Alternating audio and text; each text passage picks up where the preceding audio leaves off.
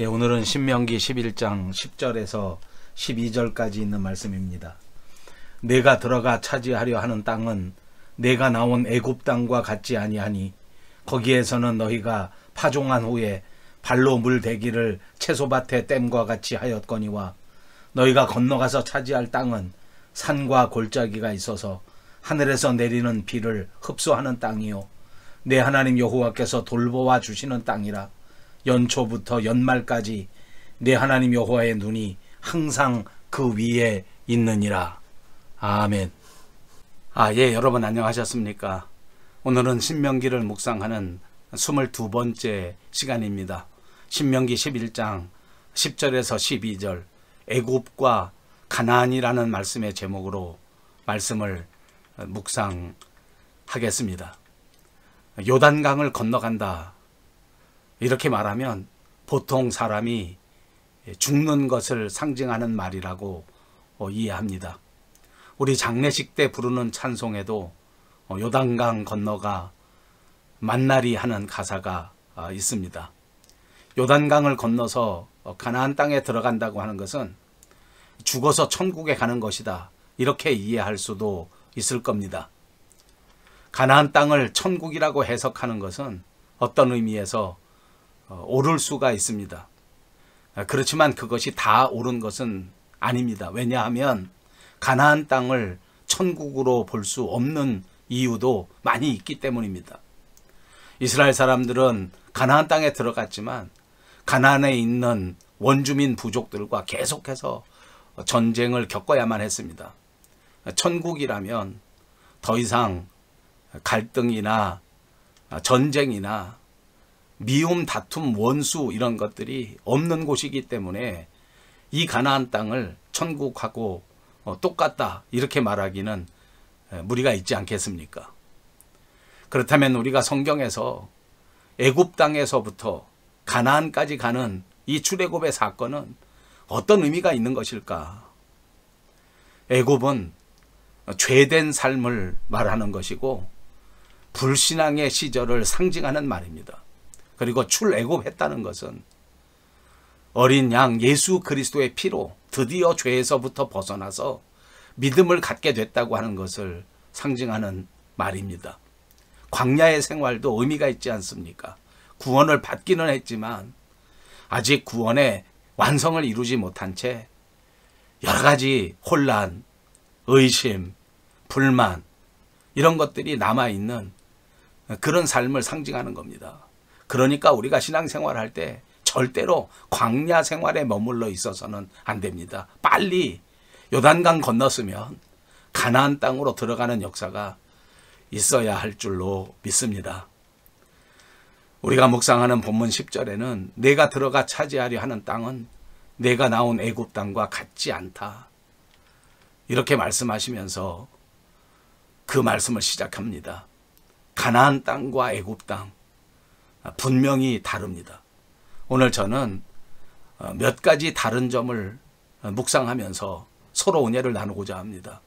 가장 다른 것은 첫 번째, 물의 공급이 다르다, 이런 말을 드릴 수 있습니다. 애굽에서는 물을 공급받기 위해서는 절대적으로 나일강입니다. 애굽에 나일강이 있었기 때문에 메소포타미아 문명을 주도할 수 있었을 정도로 그야말로 애굽 땅에 있는 모든 사람들이 의지하는 것은 무조건 나일강입니다. 나일강 없이는 살 수가 없습니다. 애굽 땅 자체가 다 사막, 모래 땅이 있기 때문에 어디 물을 담아 놓을 수 있는 곳이 없고 비가 아무리 내린다고 할지라도 그것이 모래 땅에 있기 때문에 나중에 쓸 수가 없고 어디 담아 놓을 데가 없기 때문에, 그러니까 그 나일강이 그만큼 중요하고 그 나일강이 없으면 살 수가 없기 때문에 이 사람들 무조건 나일강에 붙어서 삽니다. 근데 가나안은 또 다른 면에서 보면 이렇게 나일강 같은 좋은 강이 있는 것이 아니고 또 저수지가 있는 곳이 아니고 어떤 의미에서는 그런 강도 필요 없고 저수지도 필요가 없습니다. 왜냐하면 하나님께서 필요할 때마다 물을 내려주십니다. 때를 따라 이른 비를 주시고 때를 따라 늦은 비를 주신다는 말입니다. 이것이 그리스도인과 그렇지 않은 사람들과의 삶에서 드러나는 결정적인 차이점이라고 믿습니다. 여러분, 믿지 않는 사람들의 삶의 근본 공급처는 나일강입니다. 다시 말하면 세상이고 땅이고 자연일 것입니다. 그래서 그들은 땅을 의지하고 그들은 세상을 의지합니다. 어떻게 하든지 세상에서 자기 생명을 유지하려고 하고 세상이 없으면 자기 생명이 유지되지 않는다고 생각하는 겁니다. 그러나 그리스도인들은 전혀 다르지 않습니까? 우리 그리스도인들은 세상을 창조하신 창조주 하나님을 의지하고 그 하나님이 우리의 생명의 원천이고 우리 생명줄이라고 믿는 사람들입니다. 하나님만이 우리들 모두의 삶의 근원이 되시는 줄로 믿습니다. 그러니까 모세는 이스라엘 백성들에게 세상을 사랑하거나 세상과 타협하지 말고 오직 마음과 뜻과 정성을 다해서 주 여호와 너희 하나님을 사랑하라. 그리고 그 하나님만을 섬기고 봉사하라. 이걸 계속해서 설교하시고 계속해서 말씀하는 겁니다. 사랑하는 여러분, 혹시 우리들 가운데에도 진짜 사방 환경이 다 꽉꽉 막혀서 답답하고 고통스러운 분 있으십니까?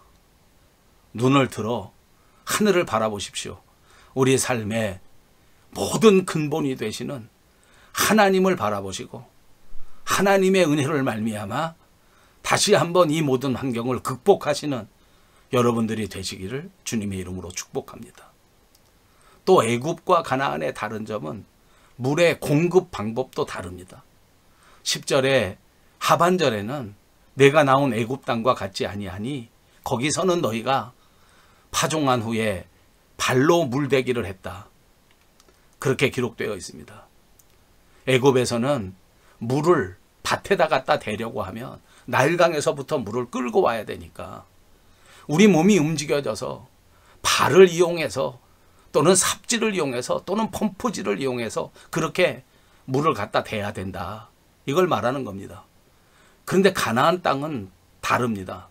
가나안 땅은 물을 대기 위해서 무슨 강에서 물을 끌어올 필요가 없지 않습니까? 그러니까 우리 손을 쓸 필요도 없습니다. 가나안 땅에서는 좀 심하게 말하면 그냥 사람들은 집에서 가만히 기다리면서 쉬고 있으면 됩니다. 하나님께서 때가 되면 늦은 비를 주시고 하나님께서 때를 따라 이른 비를 내려주시기 때문입니다. 여러분, 인생은 사람의 노력으로 어떻게 되는 것이 아닙니다. 또 사람이 아무리 노력한다고 해서 아름다운 열매가 보장되는 것도 결코 아닙니다. 우리는 캐나다에 이민 온 사람들입니다. 이 캐나다에 이민 온 우리 한인들은 진짜 열심히 일합니다. 또 어떤 면에서 보면 정말 많이 고생합니다. 쉬지 않고 남들보다 2배, 3배, 4배 정말 개미처럼 열심히 일합니다. 그래서 말년에는 경제적 여유가 조금 생기기도 하고 집도 사고 또 자식들이 잘 살 수 있도록 그렇게 기반을 쌓게 되는 눈물겨운 그런 삶의 모습을 볼 수 있습니다. 그러나 그 과정을 자세히 들여다보면 그만큼 땀 흘리고 노력했다고 할지라도 바라는 열매가 아름답게 맺혀지지 않는 경우가 정말 많습니다. 수고했는데 허리 펼만 하니까 이제 몸이 망가져서 질병 때문에 고통받는 사람들이 많고 정말 희생하면서 먹을 거, 입을 거 아껴가면서 자식들을 위해서 최선을 다했는데 결국은 그 자식들과의 갈등 때문에 또 다른 고통을 겪는 그런 사람들도 많습니다. 이게 아마 우리 한인 이민자들의 삶의 모습이 아닐까 싶습니다. 애굽 땅에서는 사람이 아무리 수고하고 아무리 노력하고 아무리 고생해도 다 헛된 일입니다. 죄의 노예로 살아가는 한 우리의 수고라는 건 아무 의미가 없다. 이런 의미가 있는 것이라고 믿습니다. 이제는 애굽같이 살아서는 안 됩니다. 예수님의 말씀에 귀를 기울이십시오. 수고하고 무거운 짐진 자들아 다 내게로 오라. 내가 너희를 쉬게 하리라. 우리에게 참다운 평안을 주시는 예수님께 돌아가야 합니다. 예수님께서는 우리로 하여금 쉬게 하시고 우리가 쉴 때에도 우리 인생에 함께 하셔서 우리 인생에 꼭 필요한 이른 비를 주시고 늦은 비를 내려주시는 줄로 믿습니다. 마지막 세 번째로 애굽과 가나안의 차이점이 있다고 하면 그 물을 저장하는 방법이 다릅니다. 너희가 건너가서 차지할 땅은 산과 골짜기가 있어서 하늘에서 내리는 비를 흡수하는 땅이다.